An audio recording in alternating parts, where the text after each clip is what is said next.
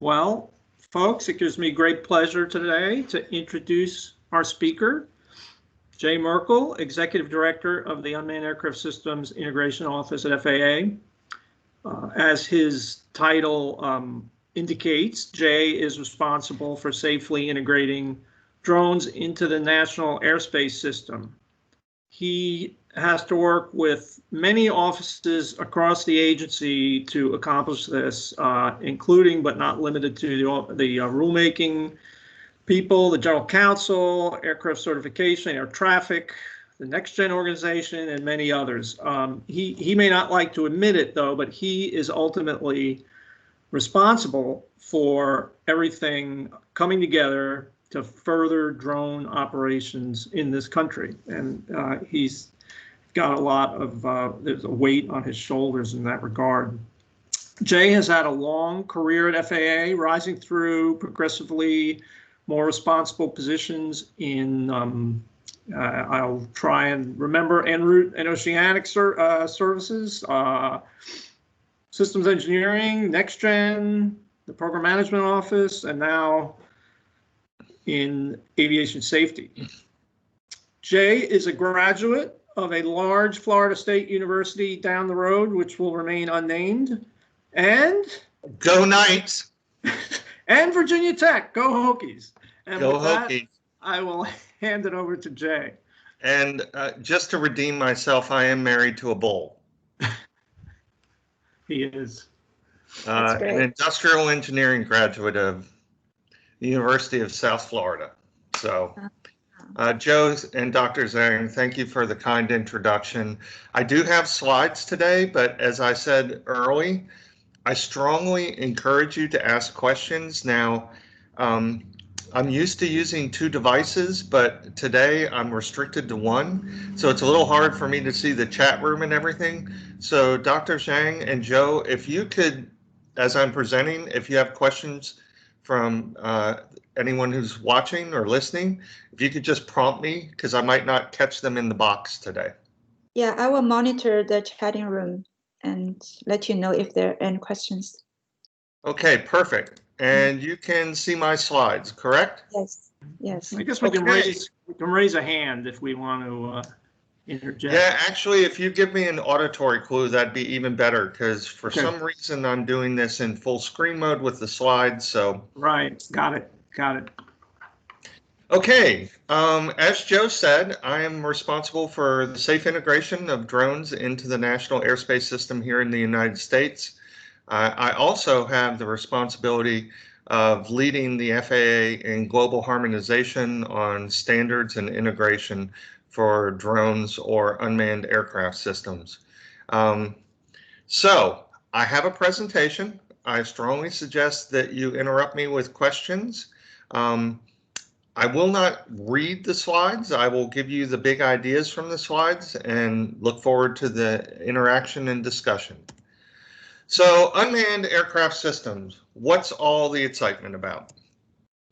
So UAS have really revolutionized aviation. Prior to the 2000s and really 2010 and beyond, there was no real affordable aviation that the average citizen could participate in.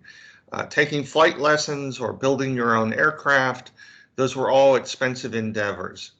So the affordability and the simplicity of operation has really democratized aviation by eliminating the barriers to ownership and operation.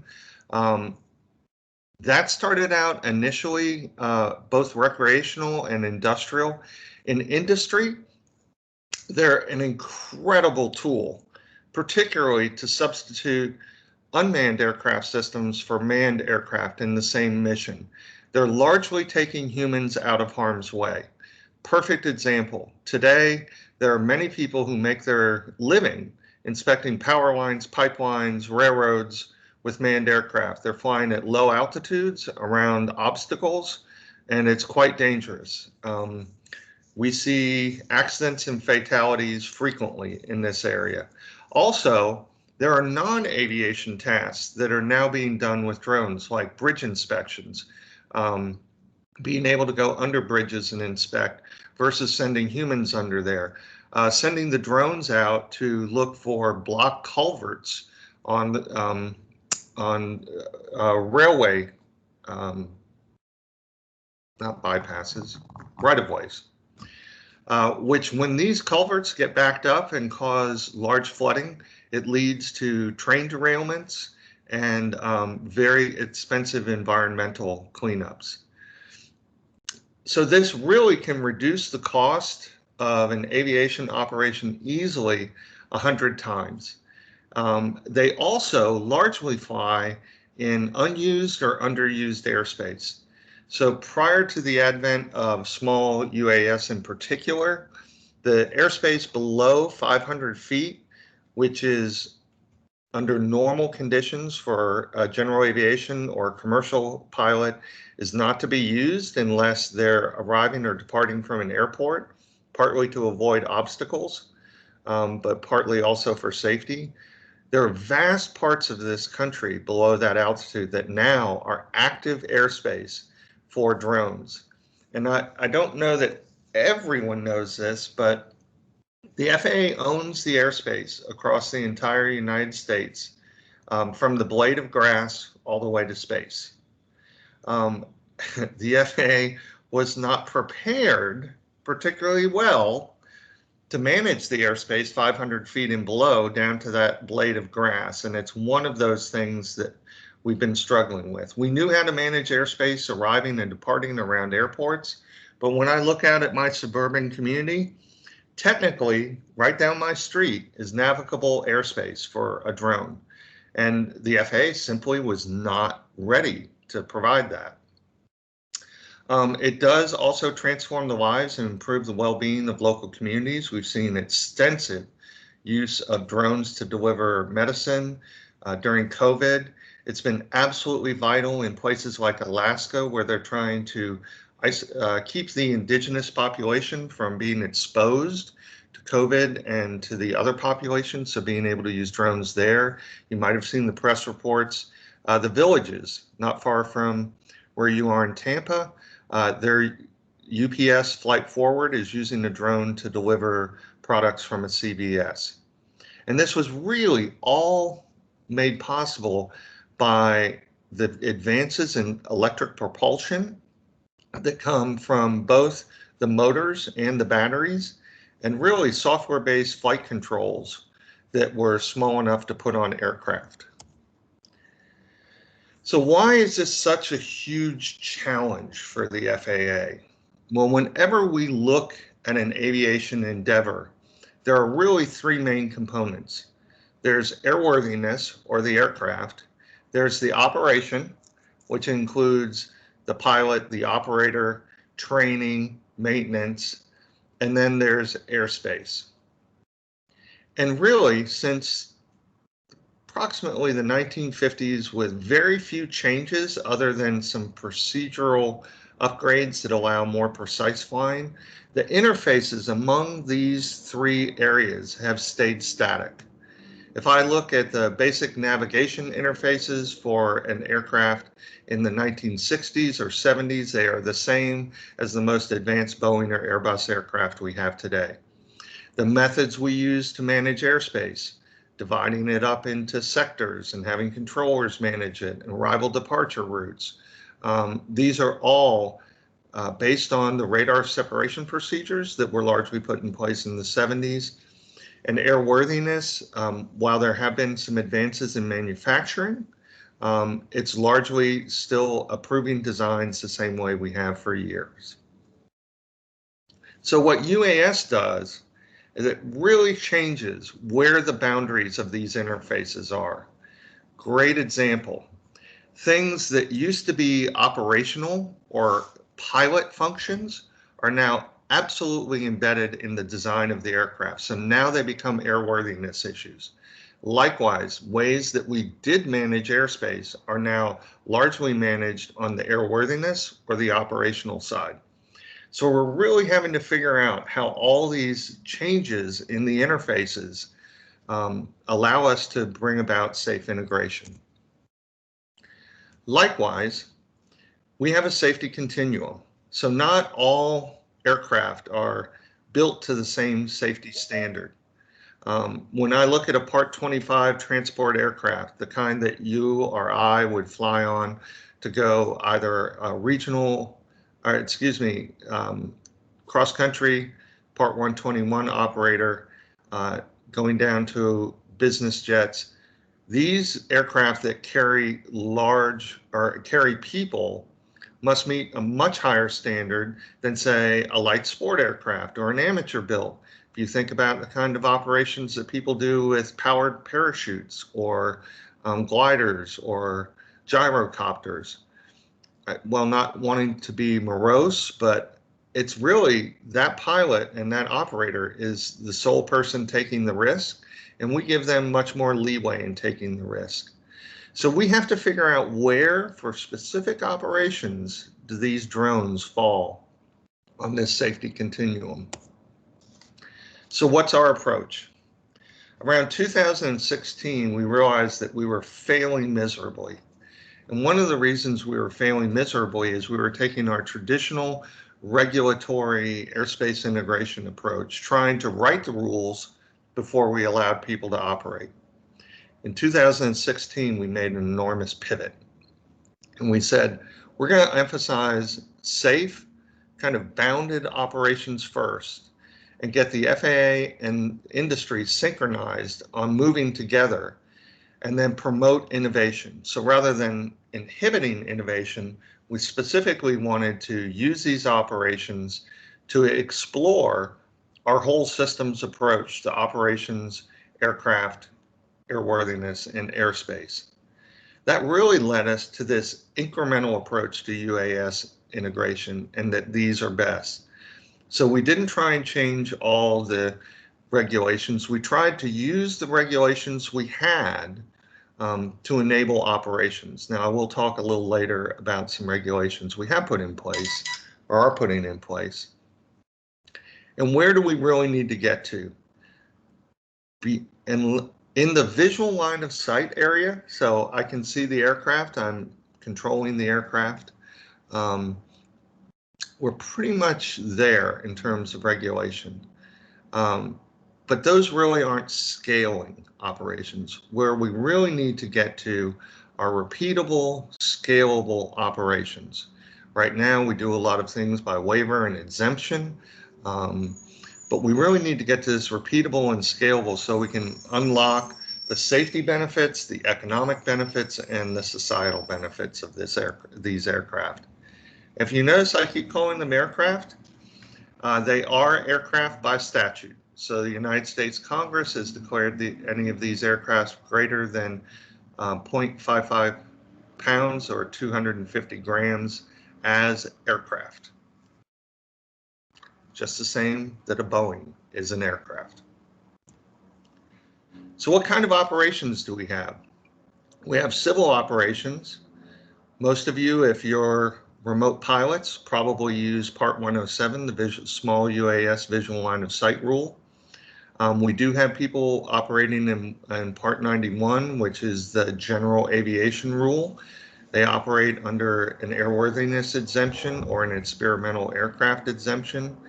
Under Part 91, you are required to have an airman certificate. Under Part 107, you are not. We also have recreational operations, which are sponsored by community-based organizations. And it sounds kind of obscure, all of these parts do, but Part 135. So that's an air carrier. It's an on-demand air carrier. And the United States is the first country to have that had an approved air carrier airline for drone operations. The first one that was approved was Wing Aviation, LLC, which is a subsidiary of Google and the Alphabet company. The second approved air carrier certificate was UPS Flight Forward. They were actually the first to fly, and of note, all female crew. I think that's awesome. And the third one happened just a few weeks ago, and that is Amazon Air was approved for limited operations. You can also have public aircraft operations, which are either executed by federal entities or under some circumstances, state, local, tribal, and territorial entities. So why is this Part 107 rule so important? Hey, Jay, really, yeah. I think I'll take the opportunity to ask you a question, sir, on that last slide. Yeah.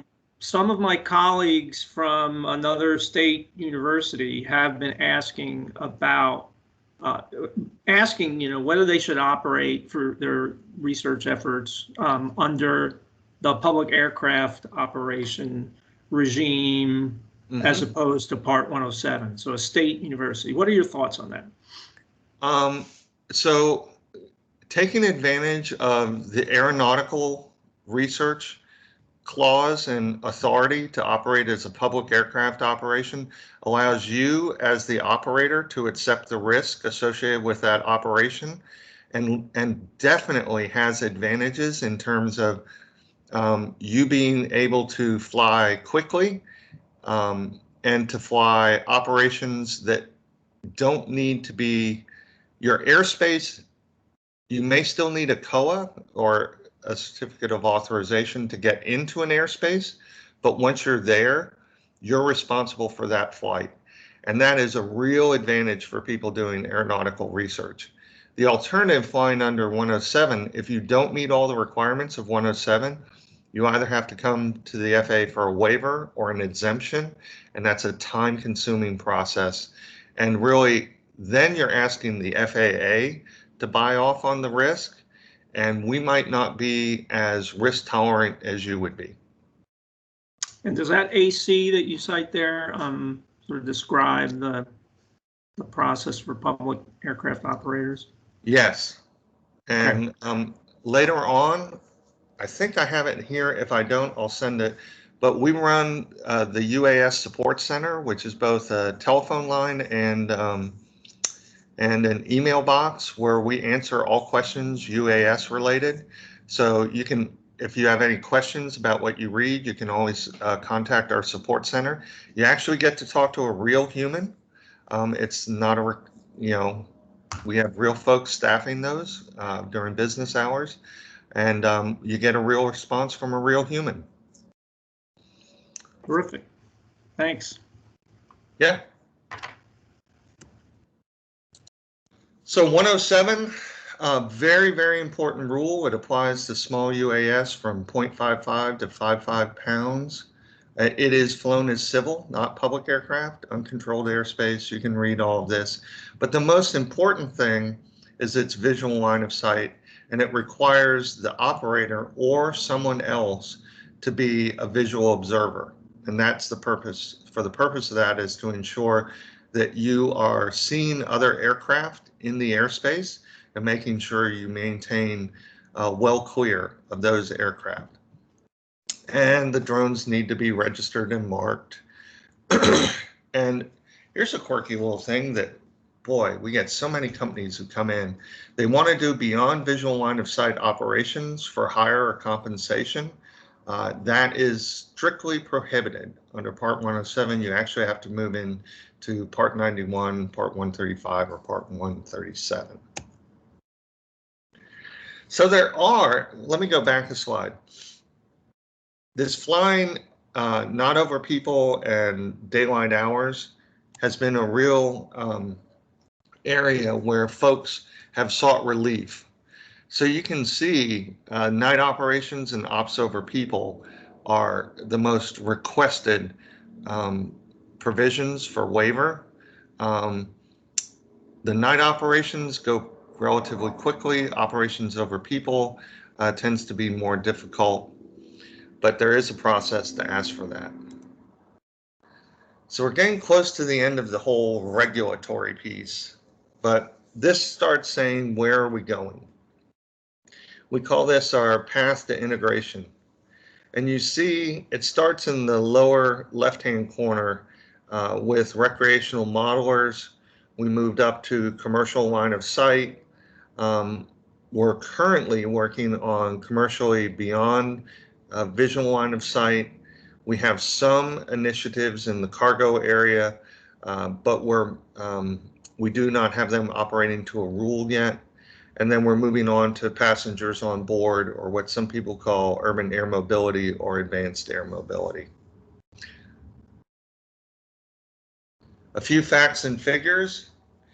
We have 190,400 remote pilots, 487,000 registered commercial UAS. That's roughly double the number of of all aircraft registered in the United States, of which about 6,000 are Part 121 or air carriers. We have 30 UAS type certification projects ongoing, and we have future rules, which I'll talk a little bit about, in remote identification, operations over people, and critical infrastructure. And we have over 1.6 million drone registrations in the United States. It's a lot of drones. So this is why when we talk about UTM or UAS traffic management, we're moving to a method of managing the airspace and safety within the airspace that doesn't involve the direct interaction of controllers, particularly for aircraft 400 feet and below, because there's simply too many drones operating in areas that we do not have infrastructure to really surveil or communicate with them, and we needed an alternative. So when we look at the number of drones registered, that's 6 times as many as manned aircraft. Approximately 30% of all certified pilots, or a third, are remote pilot certified. And the number of remote pilots has grown from 2017, where it was 74,000, to 190 today at the end of 2020. And we've provided over 500 authorizations for UAS to assess damage after hurricanes. So this just gives you, I'm not going to go through all these numbers, but you can see that we've been slowly increasing. The operational waivers have been increasing much more quickly, and you see our 3 Part 135 certifications. And I warn you, without questions, I will continue to talk. You can ask my colleague, Mr. Post. I can talk a long time. Again, registrations, and I just provide you these for reference. This is a really interesting statistic, and this shows you how much we've been doing in industrial inspection. So Florida Power and Light alone in 17 did 300 miles. Year to date in 2020, as of a couple weeks ago, they had done over 10,000 miles of inspection with drone. Xcel Energy, which is a large energy company in the Midwest, they're on track to have their biggest year ever. And railway inspections, they have 34,000, almost 500 cumulative miles of rail inspections since 2015, of which 26,000, nearly 700, were beyond visual line of sight. And that's a direct replacement of either people in trucks going out and putting themselves on the rail tracks, or low-flying aircraft. When you talk to BNSF, the safety benefits for their overall operation are phenomenal. The number of accidents and injuries they're avoiding, it is well worth their investment. Jay, and those guys are operating under Part 107? No, BNSF is operating under 91. Florida is operating under 107 and moving into 91, and Xcel is also under 107 and moving into 91.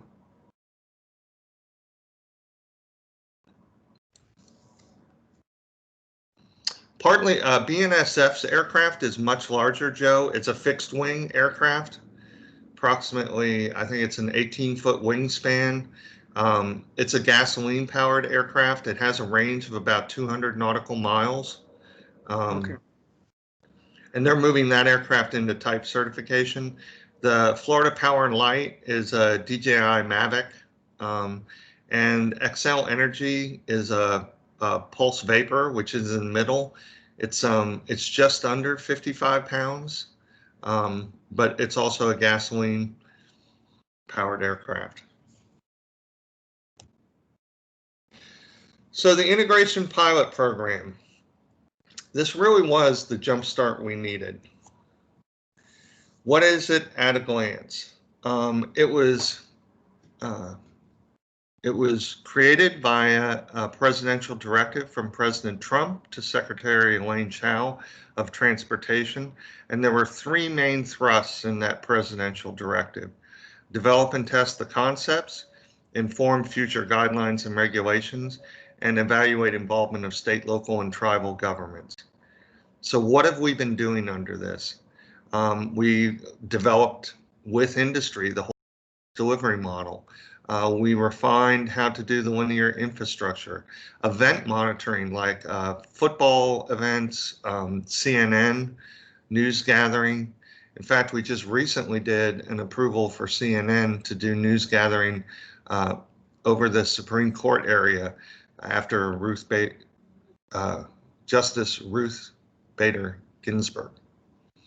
A lot of post-hurricane damage assessments done, particularly in North Carolina.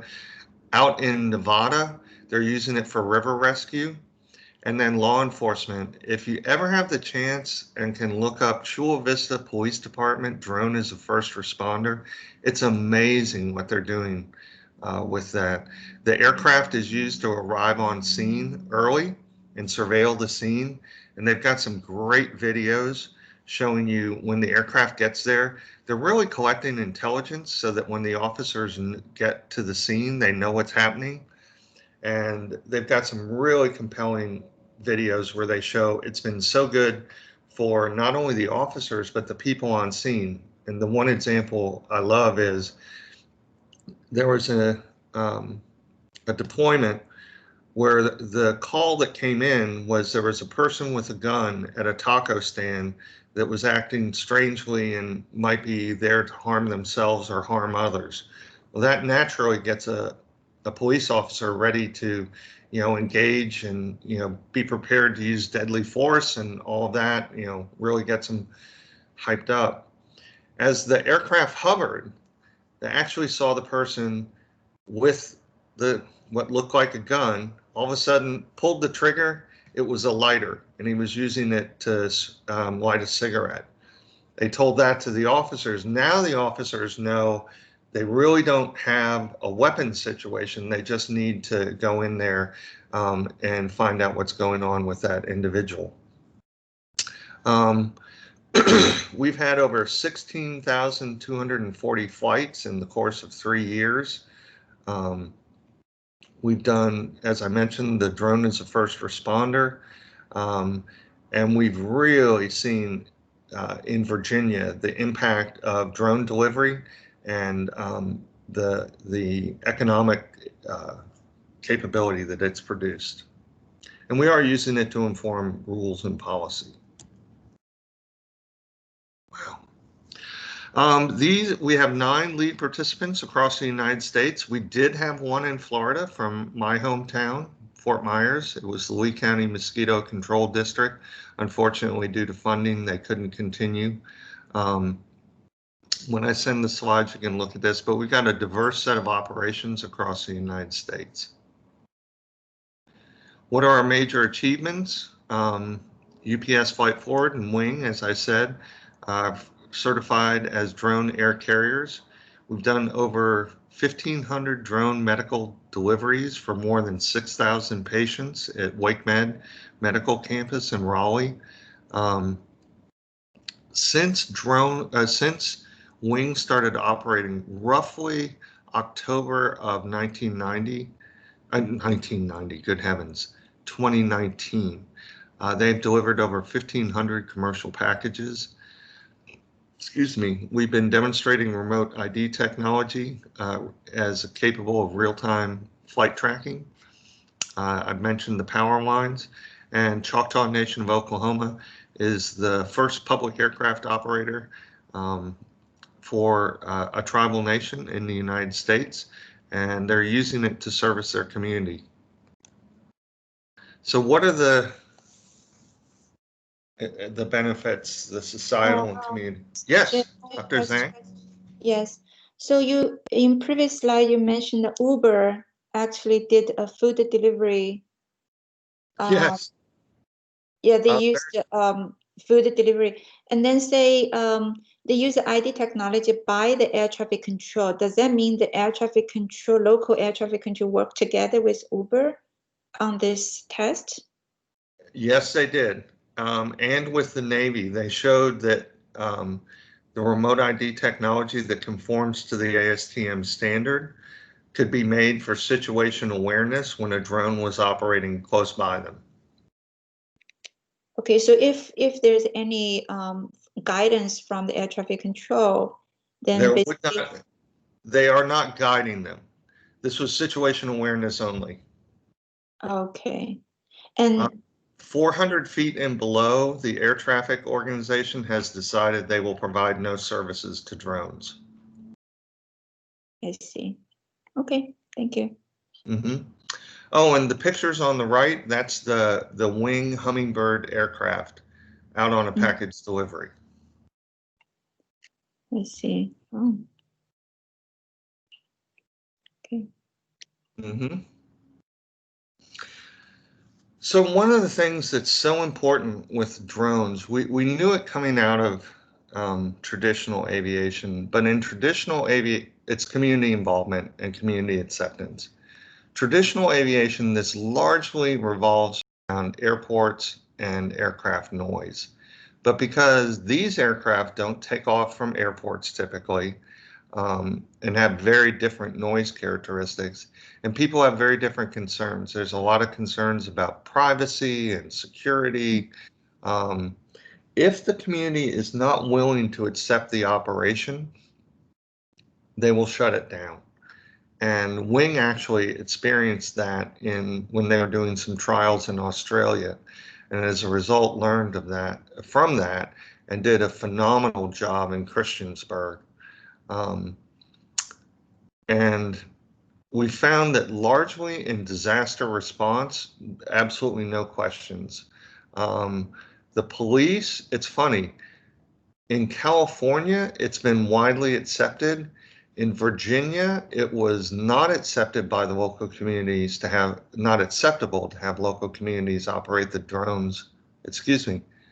Local communities did not accept police departments operating the drones, but were more than happy to have the fire department operate the drones. Mm-hmm. So it shows you that, you really have to, when you're doing these kind of operations, you really need to be in touch and in tune with your community. So what's next? The IPP program does end October 25th per the presidential directive, and we call that program Beyond. Prior to the IPP, it was very chaotic. The IPP kind of structured things a little bit. Post IPP, we want to be far more structured.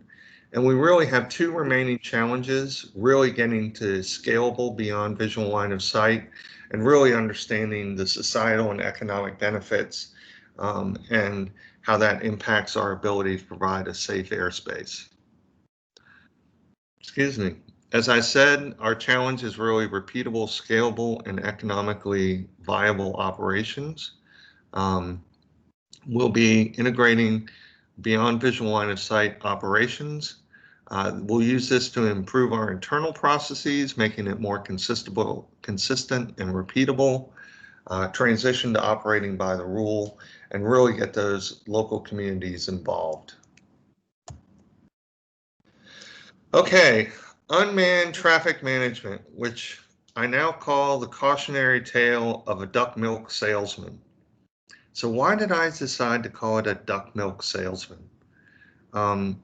Well, I think the folks who originally came up with the UTM idea kind of oversold it. And I think at this point, it's become so many things to so many people. There are lots of folks out there selling UTM ideas that I don't think conform to any of the concepts about UTM or any of the services. So that's why I call it a duck milk salesman. They're selling something. We know ducks don't produce milk, but they're out there telling people they can sell them duck milk. So it makes me very cautious. Where are we headed? If you read the UTM concept 1.0, it was very much about operations 400 feet and below, and it envisioned a set of services, including the low altitude authorization and notification capability, but it was very much kind of predicated on the assumption that air traffic would be operating UTM. We did a major shift moving to this UTM concept 0.0. We're now identifying the roles and responsibilities across the FAA, including what pilots and regulators need to do. Had you asked me a year and a half ago, what's the role of the regulator? I probably would have told you very little. And now I will tell you, I think the regulator is probably going to have more of a role in UTM, where the operator is going to be provisioning their own UTM to meet performance-based rules, rather than the air traffic management building the system and deploying it.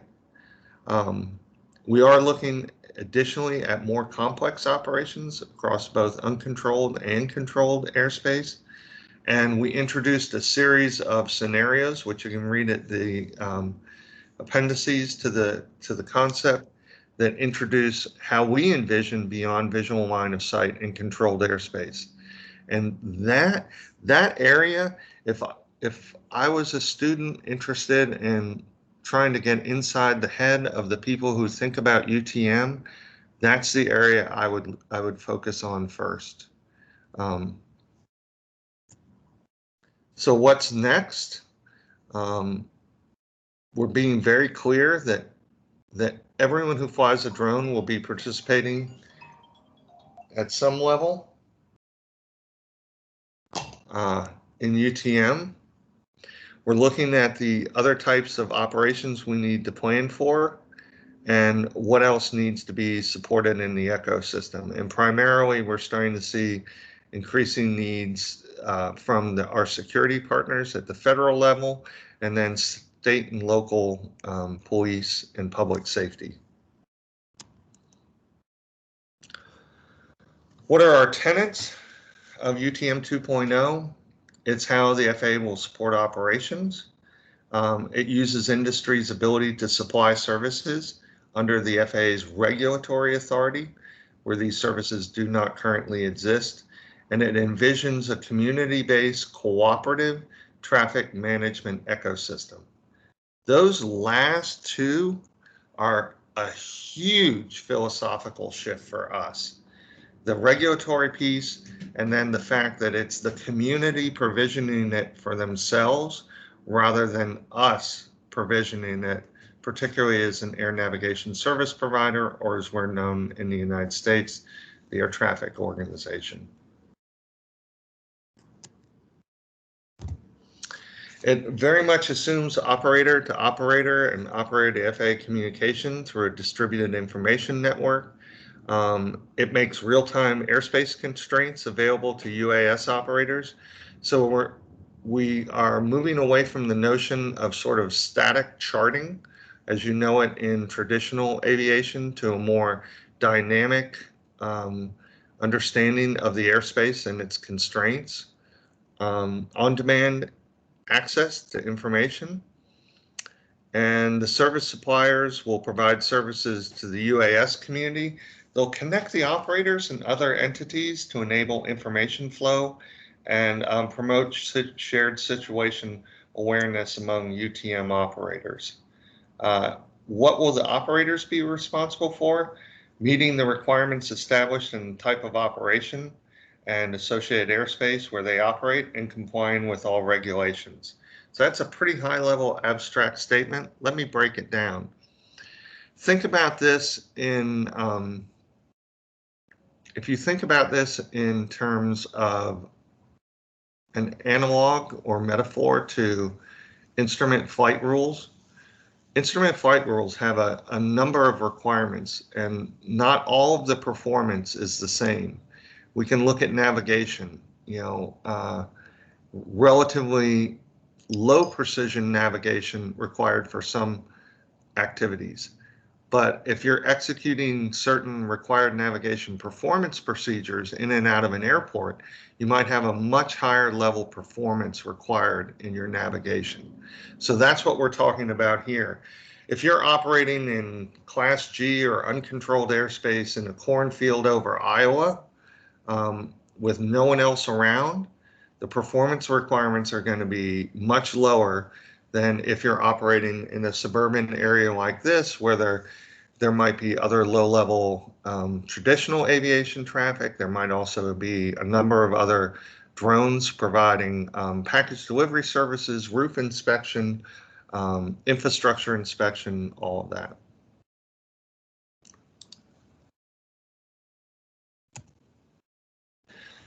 Like I said, we are moving to add more about security, and that stems from intentional and unintentional acts, but it does need to balance the needs of the members of the community and the need to protect the stakeholder interests and assets. So this is if anyone says anything about the Jetsons, I will require you to pay $20 to the charity of your choice. We do, but we have this idea of advanced air mobility. So if you think about filling in the aviation ecosystem or supply line, the small drones are really, if you will, the last mile deliverers. And urban air mobility is either transiting short distances across town or intercity. Eventually, there are notions that companies like Boeing will use reduced or optional crew for long-haul cargo flights. So, for example, there are a number of flights that leave manufacturing sites across the Asia-Pacific area and come to the United States. And you're paying pilots to sit there and do virtually nothing the whole flight. And so Boeing's looking at automating that. They do add some common characteristics. They tend to be highly automated, electrified, simplified cockpits, reduced crew. They may or may not use UTM. What we have seen with the early concepts, they're all building these aircraft to either meet the requirements of visual flight rules or instrument flight rules, with pilots who carry standard pilot certifications and credentials. So there's a broad range of these concepts. Everything from, you've probably seen the glitzy things Uber shows where they're going to land on every rooftop across Los Angeles and move people around. Some of the other concepts we've seen have been smaller aircraft that are more focused on industrial tasks, like moving cargo, say from the coast of the Gulf out to an oil platform, eliminating the need for expensive helicopter operations.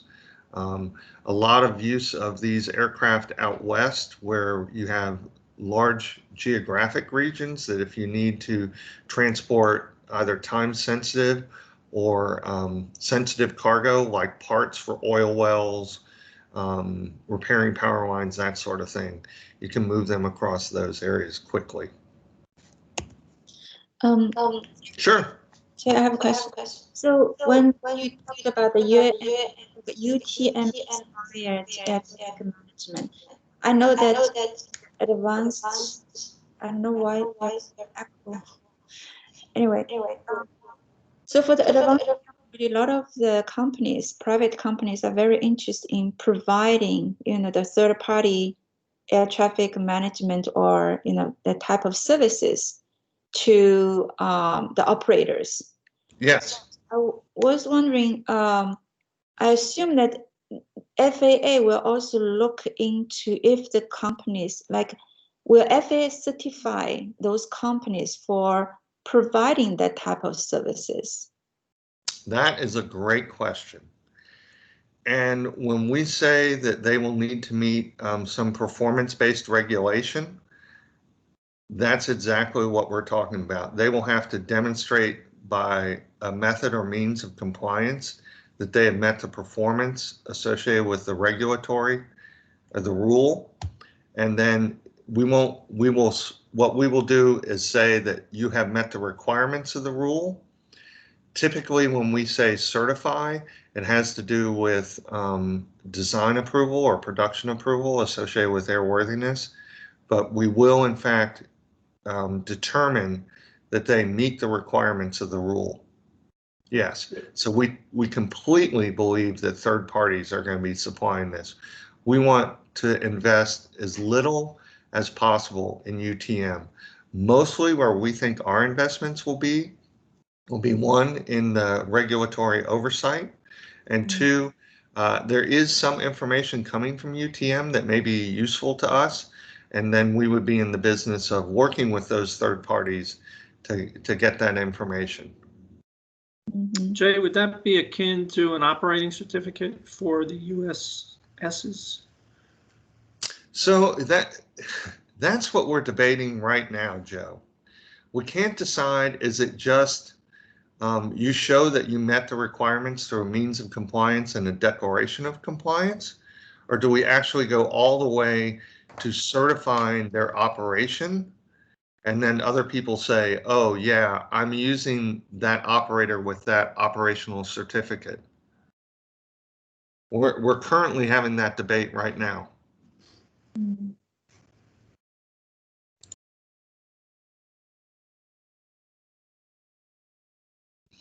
So these are the pictures everyone loves. There's lots of really cool designs around these aircraft. What's the use case for the commercial intercity? They're usually small capacity, typically 4 to 6, sometimes 10, short legs, limited ground infrastructure. It pretty much assumes the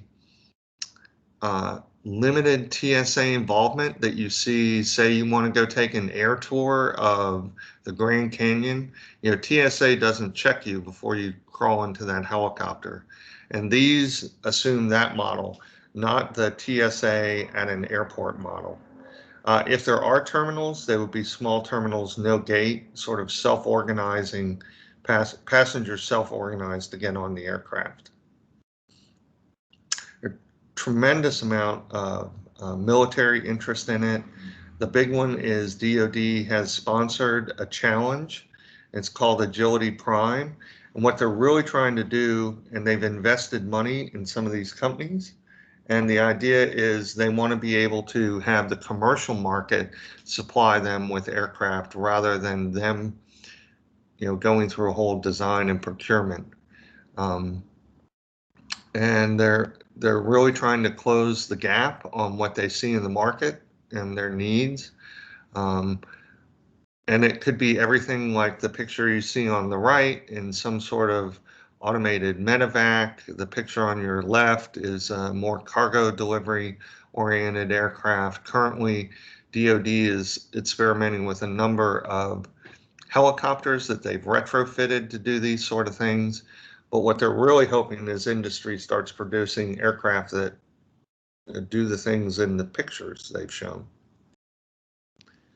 Public services, oh boy, these folks are just dying for this medium-sized aircraft. Everything from search and rescue to law enforcement, medical transport, emergency response, humanitarian, and firefighting. So that's really the end of my presentation. I kind of hoped I'd get more more questions? Joe? Okay. Usually, I think the students and other audience kind of get used to hold the questions at the end. So I believe we will have questions from the audience. And I can go a little longer. Okay. I don't have a hard stop. Mm-hmm. All right. So audience, if you have any questions, you can, jump in, raise your hand, or put your questions into the meeting chat. Either way. I've been busy, Joe. I bet you have. I bet you have. Hey, I have a question. Can you say anything? Are you at liberty to say anything about the remote ID rule? Sure.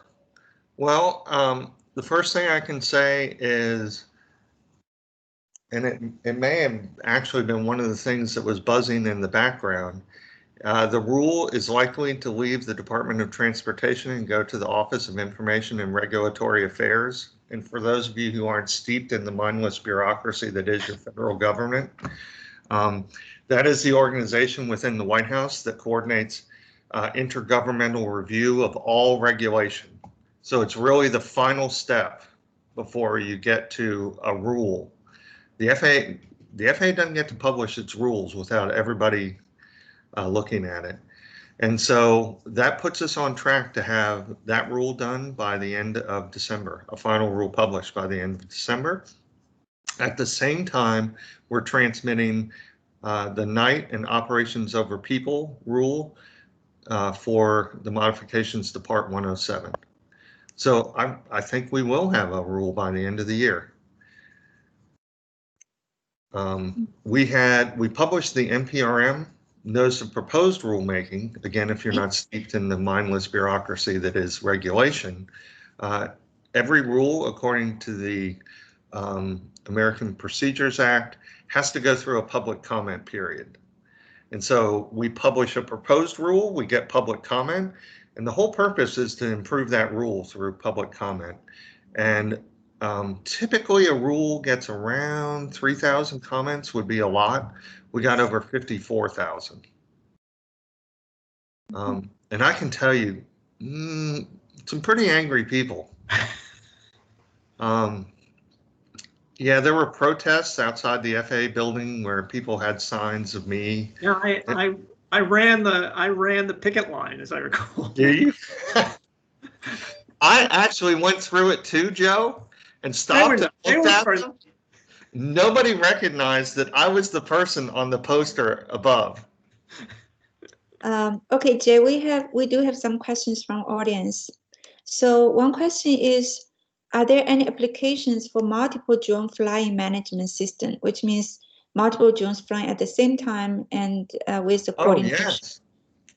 Yes, in fact, most of our package delivery folks are already executing that. So the wing system out in Christiansburg, they call it a nest, and they have a group of platforms that they take off of. And they're trying to gain operational approval for one pilot for not just one aircraft, but 5 clusters of these nests. And it's highly, highly automated. The Amazon idea, it's pretty much the operator is just there to know that the aircraft's out there. All of these companies want to get to one operator, is less of a pilot and more of a dispatcher and overseer. They're looking at, thousands of aircraft being controlled out of a control center. Okay, another question is following about the UTM service provider. So will the FAA provide active safety oversight to the UTM service provider other than the initial certification?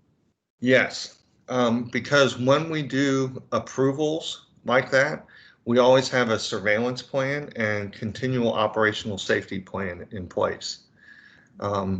So it's the same way that we monitor an airline or, to a certain extent, pilots like Joe, who are instructor pilots or private pilots, you know, there's routine surveillance. He has to go through checks.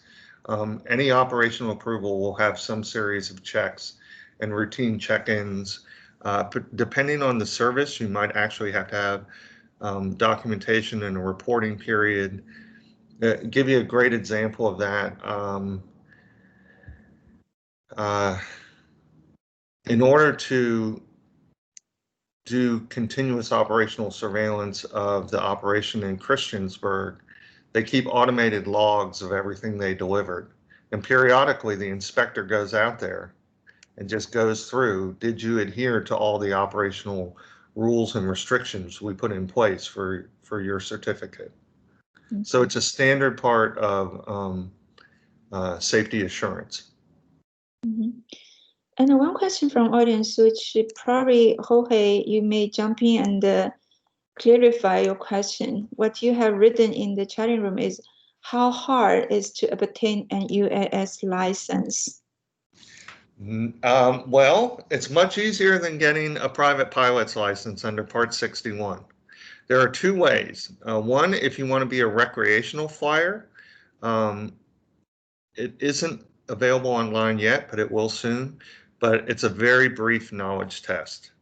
To become a Part 107 pilot and be able to do commercial operations, it's a relatively easy test. You do have to go to a testing center for the first one, but it's really basic knowledge of the airspace.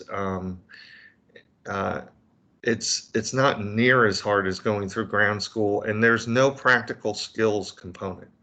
So it's analogous to passing a ground school test and then getting a full certificate, whereas if you're a Part 61, you not only have to pass the knowledge, but you have to demonstrate skills and specific skills. So there is no skills test associated with remote aircraft. Thank you. Costs $500. And okay. I think if you can be at the graduate school at University of South Florida, you got a real good chance of passing this test. Another question from the student is, what's the major challenges you see to include the UAM, AAM into the UTM ultimately? I guess you touched on that because you can elaborate a bit. So yeah. Independent of whether it's small UAS or UAM, AAM, I think the big challenge is where we will have traditional air traffic management operating and simultaneously UTM services. Mm-hmm. I don't think we've really figured out how those two, we say our philosophy is those two can operate in the same time at the same place. And on one level, I kind of can believe that, but I also believe there will have to be constraints on that. Let's take, I'm due to my previous jobs, I'm very familiar with what the approaches in and out of Los Angeles look like. And they all go, that whole Southern California is just covered with arrival and departure routes. The notion that you are going to do AAM at 3,000 feet across the LA basin, UTM never talking to ATM or ATC is just completely impractical to me, right? So I think that's the big challenge. What are those edge cases? Where do they touch? And what does that mean? And where does it scale and where does it not scale? Mm-hmm. Yeah, and another question is that, Jay, you know, when we look at the traditional or conventional aviation, it's pretty isolated from the local community, the other stakeholders, like, but now with the UAS, with the UAM, AAM, we know that it will really affect the local community in many different ways. So I was wondering, what will be the FAA's role, or will there be any FAA's roles involving the different stakeholders, including local community, local regulators, to look into how the UAM will integrate into the existing transition systems? That is a great question. And it has a really weird answer. So let's just start with the FAA's regulatory authorities. We control the airspace. Mm-hmm. We do not actually, and we can control activities on an airport. But the only impact we have on a site where UAM may land or take off is providing guidance through our airports organization of what the safety characteristics of that are. Now, we do also have a certain obligation that any action that we take may have to go through environmental impact assessment, including noise, Mm-hmm. right? So we have a touch point with noise, but we don't really have a touch point with that community. Mm-hmm. This is where we really need to collaborate with local communities as they solve that problem for their own community. And it's amazing. Some large cities like Los Angeles are already starting to do a lot of work in this area. And they're bringing up all sorts of issues, not just the typical kind of zoning issues you might think of or noise issues, but, should they have policy towards where these landing sites are and aren't to provide access to the whole community versus a wealthy segment of it? Right. The They're equity. asking a lot of more societal questions, and I think it's a fascinating area. We in the FAA will have, virtually no touch point in that area, but we know we need to be with the people because answering our questions about airspace and noise is going to be important to that community as well. So it's kind of like we're involved in the conversation, but we're not a party to all of it. It's breaking new ground for us. Yeah, because in the future, I think what Uber is doing is very much like on-demand service, similar as other shared mobilities. And for the other sharing mobilities, actually the cities and the local policymakers playing pretty important roles, including the local community. Yeah, so we are also doing research in this area, try to see how the UAM will integrate into the multimodal transportation. So that would be, very interesting. You touch lots of different aspects of this. Yeah, and I think I was talking with some colleagues yesterday. We were talking about, what will our next job be? I kind of have a really cool job right now, so I'm not ready to do anything else. But to me, Dr. Zhang, that's exactly where I would want to be. When you look at the possibilities of what does transportation look like at the local level in 2030, when you've got automated cars, you've got small drones, automated bus systems, urban air mobility, how does all this fit together? And how do people really move then? I think that's a fascinating topic. Thank you. That's good. All right, another question. I just want to ask a question. So there's a co-op from FAA looking into how the UAM would be operated in airspace. So how much your office have been involved in producing that co-op document? Well, we weren't the lead author, but we were a heavy contributor. Was it the ConOps? Is that Co-op, yes. Yeah, that's Joe's old organization that wrote that. The Next Gen organization. They're the authors of most of the FAA concepts of operations. But my staff was a heavy contributor, and also one of the big roles we play is making sure that the FAA is all talking to each other about these things, and that we're all saying the consistent things. It's a difficult organization to get everyone to move in the same direction. But that's a big part of our job, is to identify common objectives and help the FAA rally around those and help us stay focused on them. Okay, any other questions from audience?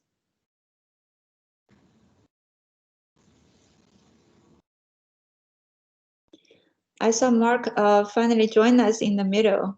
Yeah, I think I saw Mark on camera for a brief bit. Yeah, he asked the one question about the active safety oversight of the UTM service. Okay, I want to have the final call. Do you have any questions for Jay? There's one about road infrastructure inspection. And the answer is, as a researcher, you would do it under civil or public. And depending on what you're doing, it might be easier to do it under a public aircraft operation under aeronautical research. But at some point, you need to be mindful. You might actually trigger that you're more appropriately in civil. All right, so if no more questions, we can adjourn this seminar. No more questions? Okay, great. Jay, I want to thank you again for taking the time from your busy schedule and deliver this talk to us. And it's very valuable to us. And thank you so much. Thank you, Okay. Jay. Yeah. And help yourself to the virtual snacks over on the side of the virtual room. Why, thank you, Joe. You're a gracious host. Dr. Zhang and Joe, thank you for the opportunity to speak to you. I hope for those of you interested in this area, I've sparked a little more enthusiasm and interest. The opportunities for people in this area are so vast, and we really do need our best and brightest working here. So please stay with us, drones. Don't go to surface transportation. They're so yesterday. All right. Thank you very much. Thanks, Bye. Jay. All right. Thank you so much. Thank you, everybody, for being here. See you next week.